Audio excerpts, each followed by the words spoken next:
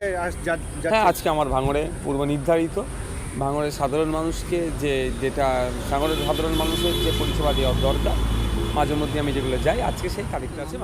আমরা আগস্টের 7 তারিখে আবু সিদ্দিক হালদার যেভাবে হত্যা হয়েছে, এবং সাথে সাথে আপনাদের বলি, শুধু আবু সিদ্দিক হালদার নয়, রাজ্যের লাস্ট কয়েকটা দিনে বেশ কিছু গণপিটুনিতে মানুষ মারা গিয়েছে।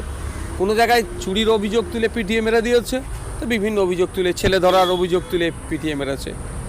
যে আপনি হোসেন মণ্ডল থেকে শুরু করে ইশরাত আলম, সমগ্র বিষয়গুলোকে নিয়েই আমরা আগস্টের 7 তারিখে শিয়ালদা থেকে ধর্মতলা পর্যন্ত আমরা তাদের সমর্থনে, অর্থাৎ দোষীদের গ্রেফতার এবং সর্বোচ্চ শাস্তির দাবিতে আমরা মিছিল করব। আমরা সূত্র মারফত খবর পেয়েছি যে আবু সিদ্দিক আইএসএফ কর্মী ছিল, সক্রিয় কর্মী ছিল। আপনি আইএসএফের চেয়ারম্যান, কোন সংস্থাকে তদন্ত করার দাবি করছেন আপনি?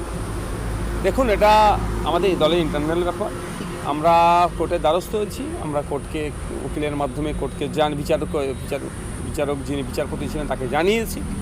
আগামী দিন আমরা কী পদক্ষেপ নেব, কোন সংস্থার দিয়ে এগুলোকে বিচার করা দরকার, এগুলো তদন্ত করা দরকার, সেগুলো সব জানাবো। আচ্ছা।